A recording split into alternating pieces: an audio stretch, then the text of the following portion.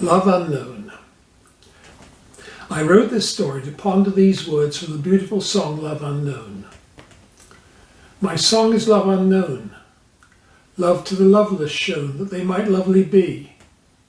So I wondered, what is love unknown? Unknown to whom? The person giving the love, or the person receiving the love, or both of them? Or perhaps they don't recognize it as love and that's why it's unknown. Similarly, for the loveless person who might become lovely, do they have no one to love them, or are they simply incapable of giving love? So here's the story. Father Ambrose was the priest at St. Veronica's Catholic Church.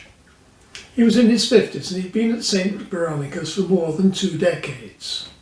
From the time he drew his first breath, his devout parents never had any doubt that he would become a priest. They named their firstborn son Ambrose, a long ago Bishop of Milan, a mentor of the great St. Augustine. Accordingly, shortly after his 14th birthday, Ambrose left the bosom of his family. He vacated for the last time the bedroom he shared with his brothers Gabriel and Matthew to enroll at St. Aloysius Seminary. He wasn't cut off from his family, but their infrequent visits soon eroded the normal bonds of kinship. In due course, Ambrose graduated from the seminary and was ordained at the cathedral, where he lay prostrate before the bishop to whom he professed vows of loyalty, at least as profounding and binding as those to God and to Jesus Christ. During his ministry, he officiated at the marriages of many of his contemporaries from the old neighbourhood and baptised their children. In an era when one reads all too often about the moral lapses and the loss of faith of priests, I must emphasise this was not the lot of Father Ambrose. However, he felt a certain melancholy because of profound changes in the vicinity of St. Veronica's during his incumbency. Most of the working class residents had moved away to the outer suburbs, and their places were taken by immigrants from India, Nepal and China. Almost none of these newcomers professed Jesus Christ as their saviour. The overflow at the 3 Sunday Masses gradually declined to one sparsely attended congregation of elderly parishioners. One Sunday morning, Father Ambrose espied an unfamiliar face. The girl had dark hair. It seemed to be in need of a wash. She had a nose ring and was chewing gum. She sat by herself right at the back, with a white earbud in her left ear. She seemed entirely uninterested in what Father Ambrose had to say, and was absorbed in her cell phone. She did not come to receive the Eucharist, but sat in her place, chewing stolidly. But she didn't leave. After the final benediction, when the elderly parishioners hobbled out, the girl in the back pew remained behind. Father Ambrose, who had greeted his congregation at the door, turned to her and introduced himself. He averred that it was good to see her, and she hoped that she had felt welcome at St. Veronica's. There was no response. The good father tried again. "Is there anything I can do to help you?" he inquired. Again, no response. "Do you live round here?" It seemed that the girl suddenly plucked up the courage to speak. "It's about the job," she finally blurted out. "The bishop's secretary sent me." The job? Father Ambrose had to think for a moment. What job could she possibly be thinking about? And what could it have to do with him? Eventually, a possible explanation came to him. "Do you mean the job as presbytery housekeeper?" Hesitation, and then, "Yeah, that's it. They said you're looking for someone." Now he remembered. Bishop's secretary had indeed said that they had a possible candidate to replace Mrs. Bridges, as he called her from the programme Upstairs Downstairs, although her real name was Emily Stiles. After decades of loyal service as housekeeper, arthritis had forced Mrs. Bridges into an unwanted retirement. Meanwhile, Ambrose had been forced to shift for himself for the past 6 weeks, learning how to use the laundry machine when his underwear and clerical shirts ran out, and living mainly on takeout. But this girl, The diocese had made no mention of a multiplicity of candidates. "Miss, what's your name?" he offers diffidently. His only experience in interviewing young women is in the confessional and in marriage preparation. "Twinkie," she replies. "Twinkie?" "Yeah, that's what everyone calls me." "Do you have another name, or did your parents name you Twinkie?" "Lisa," she replies sullenly. "Well, since we're talking about a professional position, are you okay with Lisa? I don't know what our elderly parishioners would think of Twinkie if I hired you. Not that it looks as if there's any choice. There's been no other candidates since Mrs. Bridges left, but this one really doesn't look like promising material." He looks at Twinkie Lisa more closely. She's probably late 20s or early 30s. She's no raving beauty. One eye has a bit of a cast and she walks with a slight limp. So, gentle listener, you're probably thinking this is where the sex comes in. Middle-aged priest, chaste, but filled with regrets at lack of family. Much younger woman, ugly, but you're thinking probably a sexual diamond in the rough. Have patience, I beg you. After further stilted conversation, it's agreed that Lisa will start on Monday, tomorrow, as presbytery housekeeper on a 6 weeks trial basis. Father Ambrose will call the diocesan office in the morning. "Well then, it's all right if I call you Lisa?" "You can call me Father Ambrose." "Father Ambrose, you must be joking. No way you're my father, sod him." "Well then, what about just Ambrose? It is, after all, his Christian name, and he is a Christian priest." Nevertheless, he wonders about the comment about Lisa, Twinkie's father. Funny that he's already started to think of her as Twinkie. He must remember to make sure to call her Lisa when he needs to call her by name. A nod suffices as a reply. Ambrose continues, "Let me show you around." The presbytery is huge, befitting the parish in its glory days, not these dying embers. Once it housed 3 priests from St. Veronica's and 2 more from Sacred Heart. Several rooms have been shut up for years. The old servants' quarters, including the kitchen, are in a semi-basement. On the main floor of the priest's dining room, an interview room comes study in which to meet parishioners and prepare sermons, a lounge with TV for relaxation. 2 floors of accommodation. His bedroom is the large one at the front of the 2nd floor. He tells Lisa that she can have as much room as she wants on the upper floor. There's a separate back stairs to get there. "Can I start it right away? I don't have another place right now." "I guess so, but there's no food in the fridge or anything." "If you've got some money, I could go out and get some. 7-Eleven's open." Roman Catholic priests are not well supplied with spending money. Ambrose has to look out his stash in the bedside table to augment the $30 in his wallet. "Here's $50. Ambrose wonders whether this girl will be completely honest. Will she go and spend his money on cigarettes, or worse? Lisa returned mid-afternoon. Ambrose had to let her in as he'd omitted to give her a key to the presbytery. She had with her a battered suitcase, a backpack and 3 bags of groceries. "Don't you have anything else?" "No, this is it." It seemed pitifully little, but she looked a lot more cheerful than when he'd first encountered her. "Here," she said, "your change," and she handed him a $10 bill and a handful of coins. When do you want supper?" "Well, Mrs. Bridges always had it for 6:30, if that's all right with you." "No problem." And sure enough, right on 6:30, she comes up the front stairs, opens the study door and says, "It's on the table." Clearly things are going to be a bit different from Mrs. Bridges, thinks Ambrose to himself. Mrs. Bridges was old school. She would have knocked and would not have served the meal until he sat down. But at least he didn't have to call for take-out pizza or Chinese tonight. He'd never quite taken to the curry houses that the new denizens of the neighbourhood had opened in such profusion. Ambrose sat at the table and offered his thanks for the meal that Lisa had provided. It did not look very promising. Mrs. Bridges, like her television namesake, had been an excellent provider, supplying tasty meals on a limited budget. Twinkie, Lisa, was clearly less imaginative. This evening's offering consisted of a Michelin and frozen entree, microwaved and served in its packaging on a plate, a can of Coca-Cola, and a jam-filled strudel slice with ice cream for dessert. Perhaps the 7-Eleven had limited offerings on a Sunday afternoon. Ambrose's Sunday evening routine consisted of a little devotional reading, masterpiece mystery at 9 o'clock, and then bed. As he followed his usual routine, he wondered about his new housekeeper. Was she in or was she out? If the latter, when might she return? Was it any of his business? After all, she was a grown woman.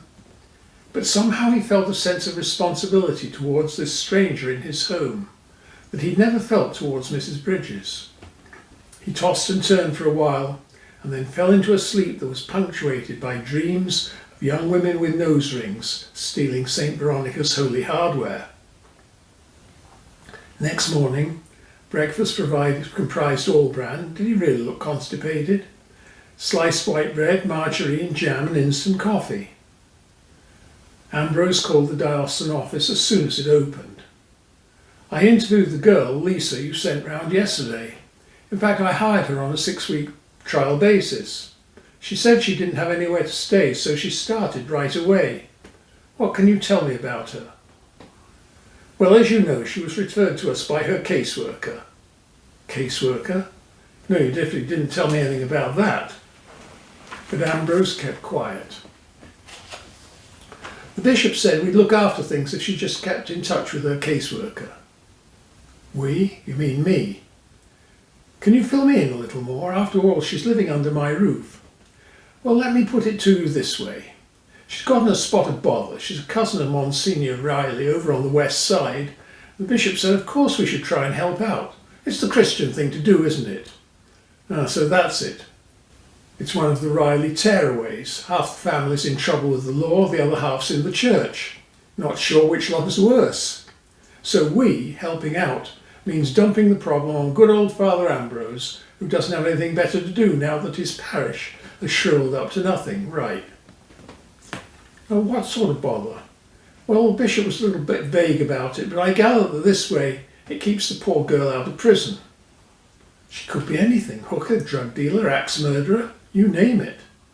If it all goes tits up, yes, I do know that expression, you'll know who'll get the blame, right? This conversation did little to assuage Father Ambrose's anxiety. But within a few days, St. Veronica's presbytery settled into a new routine. Lisa went to the diocesan office to get herself put on the payroll and received the presbytery's allowance of spending money for household necessities, with strict instructions that all expenses had to be itemised and receipted, and Father Ambrose went about his liturgical and pastoral duties. Lisa also settled into a routine, although she was not a star housekeeper. The presbytery was no more than adequately cleaned, and the meals left much to be desired. Probably, thought Ambrose, she'd never had to do for herself, but for that matter neither had he. He'd spent his whole life being looked after by other people, first his mother, then seminary staff, then presbytery housekeepers. Hence the pizza and take-out Chinese meals before she arrived. But he did wonder from time to time why that should have been the case, now that he knew that Lisa was of the Irish Catholic Reilly family. Most Irish Catholics in the parish were big into family events involving meals. The Monday before Lisa's 6 weeks trial was finished, the bishop's secretary called. You may recall, Father, that the new housekeeper that you took on, right, is on 6 weeks probation.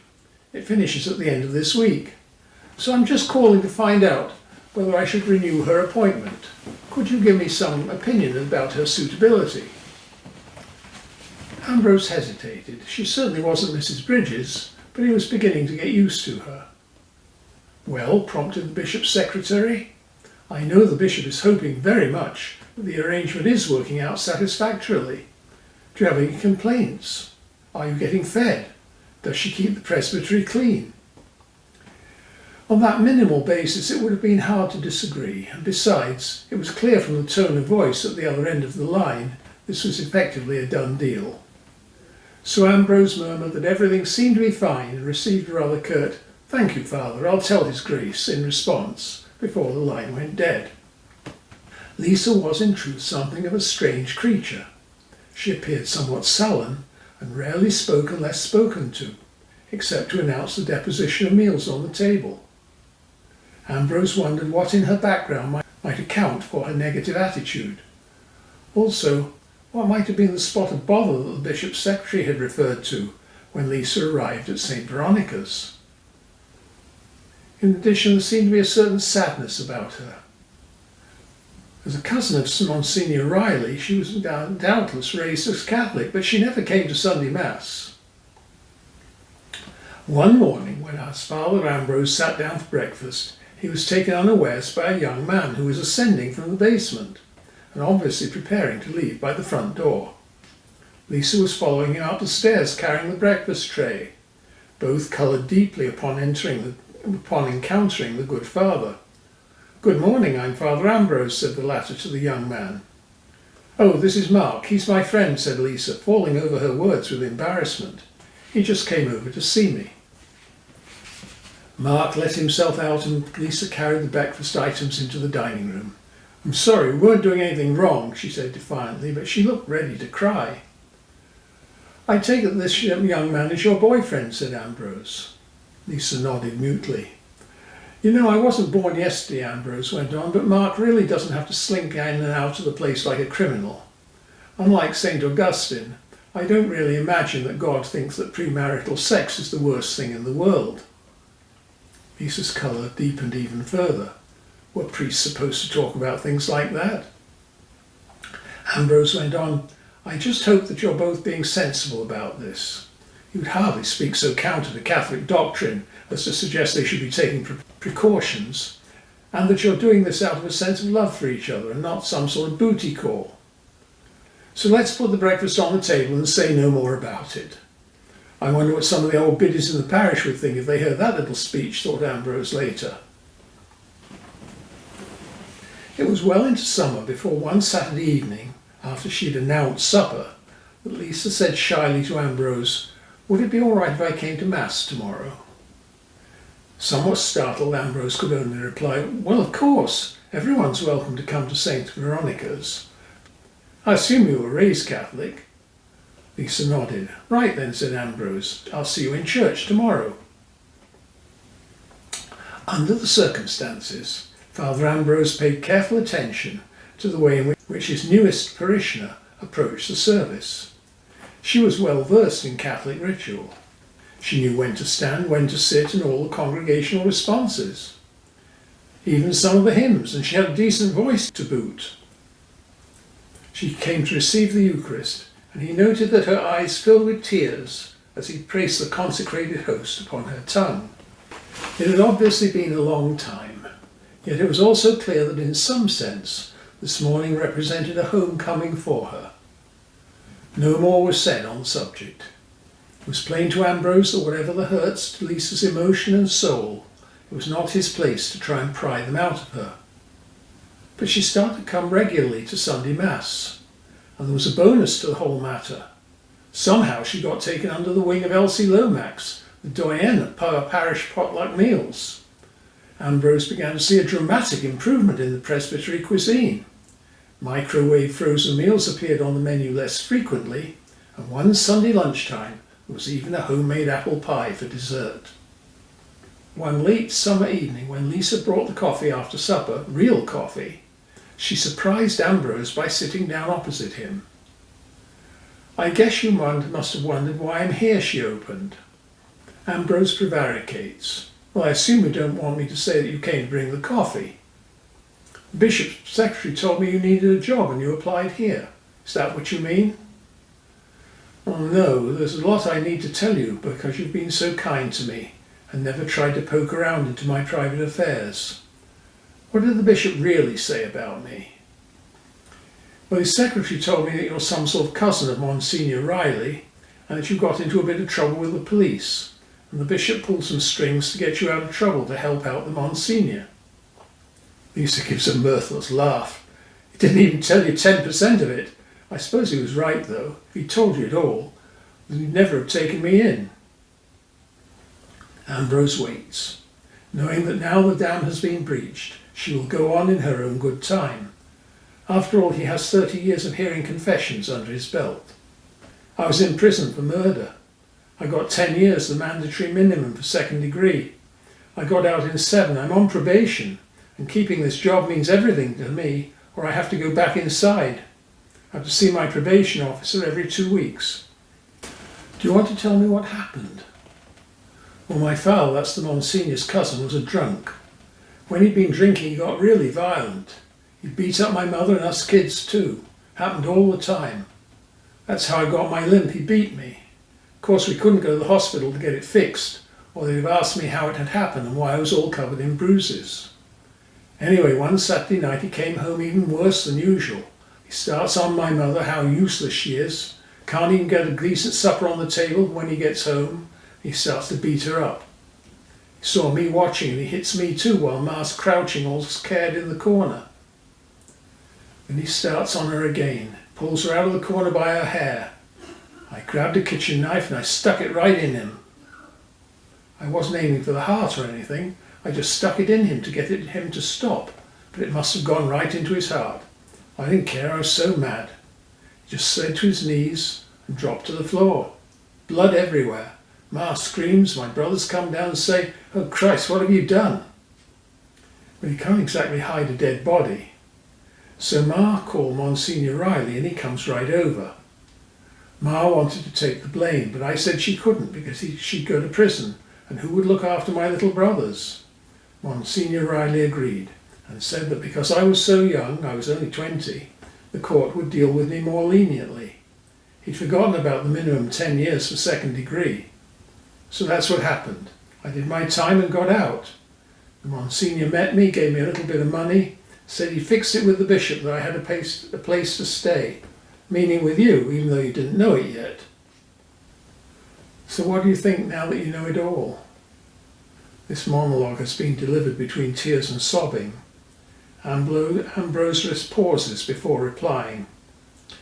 I think it was very brave of you to tell me, but I suspect you had some other reason besides just getting it off your chest. Well, I go to hell for murder. I broke 2 of the commandments. Honour your father and mother and commit no murder. Those have got to be deadly sins, haven't they? The kind that God doesn't forgive. You know, Lisa, none of us knows the mind of God, even priests, or perhaps especially priests. I don't know whether God will want to punish you more than you have been already, but I doubt it. He's a God of love after all. But I'll tell you this. Yes, I have wondered these last months what it was that you must have done to get the bishop and the Monsignor involved. I came to the conclusion it just wasn't my business, and God must have sent you to St. Veronica's for a reason. Should I come to confession on Saturday afternoon and ask for forgiveness and a proper absolution? Well, that's entirely your decision. You've already told me and we both know that God was listening. Do you think that God needs to hear it all again, Lisa? You nearly called me Twinkie. Even through her tears, Lisa laughs, and this time it's a real laugh. It's the first time that Ambrose has ever heard her laugh in the 6 months she's been living in this presbytery. Dear listener, you may have convinced yourself now that Twinkie has unburdened herself and charmed Father Ambrose with her real laugh. She and Ambrose will now hop in the sack. But please continue to be patient. Summer passed into fall. The life of St. Veronica's presbytery fell into an unchanging rhythm in which Father Ambrose continued in his pastoral and liturgical duties, and Lisa Twinkie kept the presbytery adequately clean and its pastor more than adequately fed, and who could ask for anything more? And the diocesan office continued to remunerate St. Veronica's housekeeper. In late November, Father Ambrose contracted a nasty respiratory illness. He was obliged to call the bishop's office to arrange for a substitute priest to officiate for him at Mass, and he spent a good part of each day in bed. Although Lisa plied him assiduously with hot and cold beverages, he seemed unable to shake off the complaint. On the contrary, by the first days of December, it was clear that he was very sick indeed. Lisa was sufficiently concerned to ask him if she should arrange for him to go to hospital.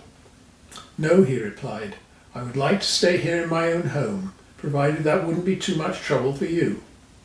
So that's what happened. Lisa continued to care for the priest as best she could. while Ambrose was adamant that the bishop's office should not be troubled further, in actual fact to avoid any question of hospitalisation. Father Ambrose took a very decided turn for the worse on December the 5th, but he still refused to go to the hospital. By now he was running a high fever. Lisa sat with him almost constantly and did her best to keep him comfortable by wiping his perspiring forehead with cool cloths. Late that evening she leaves his side and creeps into the deserted St. Veronica's church. The lights are off. The building is illuminated only by distant street lights through the stained glass windows, and flickering votive candles, and the sanctuary light that proclaims that Christ's body is indeed present in the tabernacle. This is set in a chapel that's consecrated to the Blessed Virgin Mary. Lisa tiptoes uncertainly through the darkened church, not putting on the lights, as she's sure that what she's doing is not liturgically proper or allowed, not being a priest or even a nun. She takes the tabernacle key from its place behind the high altar and goes into the Mary chapel. There she removes the white linen cloth that covered the tabernacle, opens the lock, and abstracts the Blessed Sacrament in its silver box. Then she replaces the linen atop the tabernacle, leaves the church, and returns to Father Ambrose's room. Lisa finds Ambrose in a state somewhere between wakefulness and fitful sleep. She shakes his arm gently. "I've brought you communion." She opens the silver box and withdraws one consecrated white wafer with a trembling hand. As she passes the wafer to Father Ambrose, a single tear falls unnoticed from her face onto the sanctified host. "Open your mouth," she says, and as Ambrose acquiesces, she places the wafer on his tongue, saying in a quavering voice, "The body of Christ." And it seemed that Father Ambrose gave a tiny smile, although it was impossible to be sure. Next morning, Father Ambrose appeared to be neither better nor worse. Lisa had returned the consecrated host to the Mary Chapel early in the morning, before anyone might notice any disturbance to the tabernacle. She remained with the priest all day. Towards evening, Ambrose's health took a dramatic turn for the worse. In a moment of lucidity, he recognised Lisa and said, "Twinkie, will you stay with me tonight, please?" Tearfully, Lisa replied of course she would. As the evening drew on, Ambrose's face assumed the sunken cheeks and open mouth of the rictus of approaching death. Lisa sat by his bedside and read to him from his psalter. Ambrose's pneumonia now caused him great difficulty breathing. His breath came in ragged and irregular gasps, accompanied by a gurgling from the fluid in his lungs. In the slow watches of early morning on St. Ambrose's Day, December the 7th, Lisa arose from her chair. She turned out the bedside light and crawled beneath the comforter on Ambrose's bed. Gradually his breathing became even more irregular, slowed, and with a great terminal gasp it finally stopped. Father Ambrose's last cognition was that he was going on a great pilgrimage with the Blessed Virgin. Her arm was around him to support him as they journeyed together. In the morning, Lisa called the diocesan office. "I need to speak to the bishop," she told the receptionist. "I'm afraid he's out," came the reply. "I'll put you through to his secretary. May I ask who's calling?" "It's Lisa Reilly from St. Veronica's Presbytery." The bishop's secretary came on the line. "Yes, Lisa, how may I help you?" she said in her usual brusque cadence. "It's about Father Ambrose. He's dead." And she burst into tears.